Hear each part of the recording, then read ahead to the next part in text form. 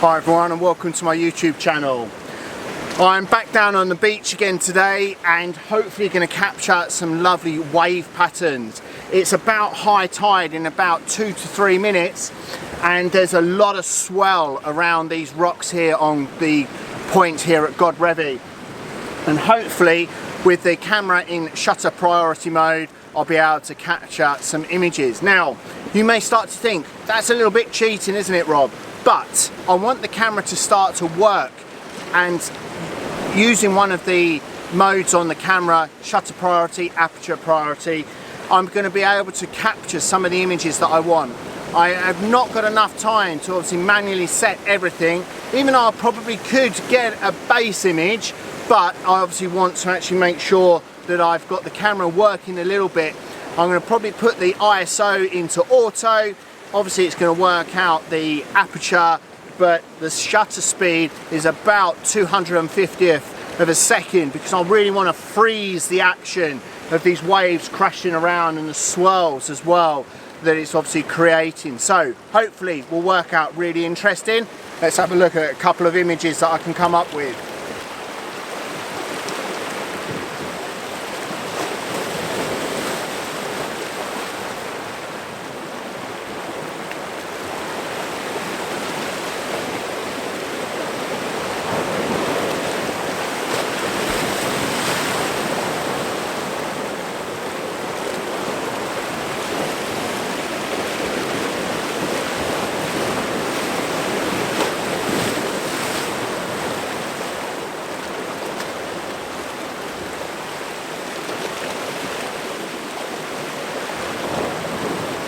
So with the camera, as I mentioned earlier, I've got it in shutter priority mode, 250th of a second as the shutter speed, and auto ISO as well.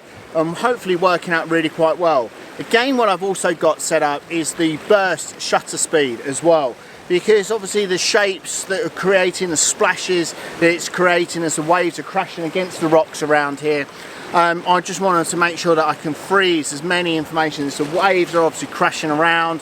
Hopefully will work out really quite well. Obviously throughout this it's not really that easy to talk through any compositions because it's kind of a little bit reacting on the fly. I'll put up all the image details in the description below, but yeah, it's working out pretty well, to be honest. What an amazing location, and with the swell coming in it's working out really nicely. With the light as well that's being cast onto the rocks this side, working out really lovely. That sort of golden light is lifting the compositions, I feel. And with obviously the 24 to 105 lens, I can zoom in and zoom out, find the composition, and obviously then just snap away, wait for the wave to obviously crash in at the same time as well. So yeah, really enjoying this shoot, really freeing it up, letting the camera do a little bit of work where I can obviously focus and look at compositions and react to the conditions that we're facing.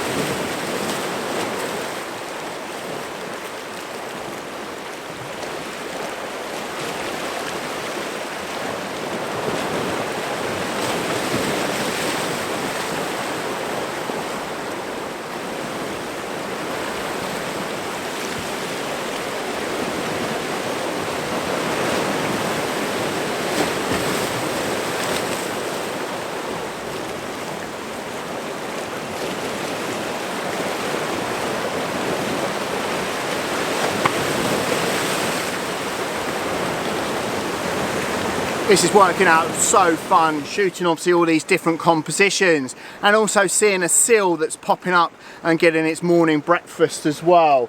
Unfortunately, even reaching in at 105, it's not really going to pick out that detail of the seal itself. Trust me, it is a seal, it is not a point of a rock. I hope. Yeah, I'm sure it was a seal because it did move and it did tilt its head down towards me. So yeah, it was a seal. Definitely it was a seal. Yeah, I'm 100% about that one. Commit, Robert, commit. Yes, it definitely was a seal. So anyway, let's see what other compositions, as the waves are really sort of crashing in now. The tide is on the turn, which is a good thing, because where you are and where my camera bag is, it's dry at the moment.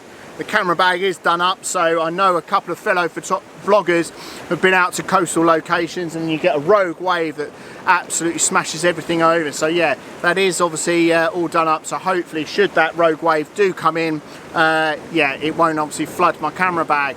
But there's definitely a couple of compositions behind you, which I'm hopefully going to capture now.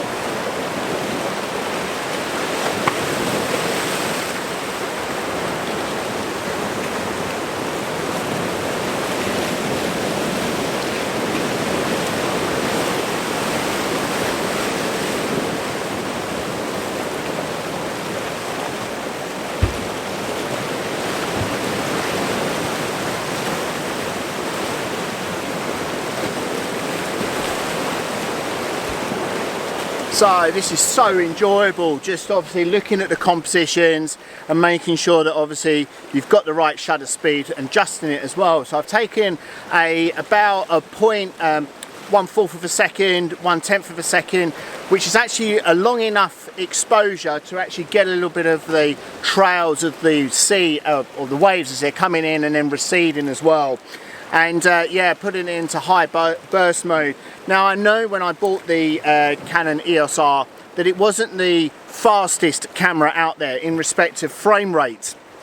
I think it's only about sort of 5 frames a second, or give or take something along those lines. If I'm incorrect, I'll put the details below. But that doesn't necessarily bother me that much, to be honest. I don't necessarily do a lot of this type of photography or even fast action photography at all, but I feel that that burst rate would be sufficient enough for anything that I should ever come up against. I'm not into my sports or wildlife photography particularly, so I don't need a necessarily high burst rate, frame rate, but yeah, for the type of images and the compositions that I'm coming up with this morning, working out really quite nice as well. Yeah, apologies that I've obviously not really necessarily talked about any of the compositions as I normally would do on my videos, but excuse me, as you can expect, it's yeah, a little bit of a challenging conditions, obviously a bit of reaction to the conditions that I need to do for this particular type of photography. But obviously I'll post up all of the image settings that I obviously use, and obviously the images throughout the vlog as well. But yeah, just to make the most of this glorious morning here at Godrevy Beach as a bit of a bonus vlog, as I did obviously get here for sunrise and done my vlog earlier on today at the lighthouse. But with high tide as it was and the conditions and the lights as they are, and pushing my luck slightly that yeah, I'll be able to still get back for breakfast in time. But yeah, you can't miss these opportunities and these compositions, because as I said earlier, 350 miles just to get this image, it's worth it while I'm actually down here, and I can deal with the consequences, whatever they may well be, afterwards.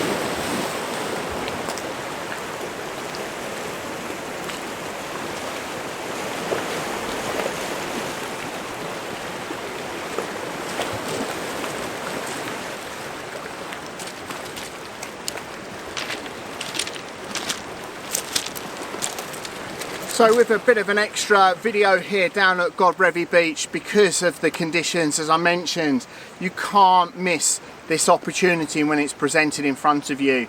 And luckily enough, having the time, having the conditions particularly was really interesting, and one of the types of images that I can't necessarily capture when I'm back at home, because unfortunately I don't have this dramatic coastline on my doorstep. I do have a wonderful coastline, don't get me wrong, I love the area that I live in, but when you come to locations like this, you really need to capitalise on them. And I've really enjoyed myself down here this morning, snapping away and letting the camera do a little bit of the work, whereas I can then focus on the other things and the composition particularly as well. So hopefully you've enjoyed this bonus video from Godrevy. If you have enjoyed it, please make sure you give it a thumbs up. Consider subscribing if you haven't subscribed already. And until next time, when I'll scamper over these rocks back to the car, hopefully in one piece, I'll see you again. Take care.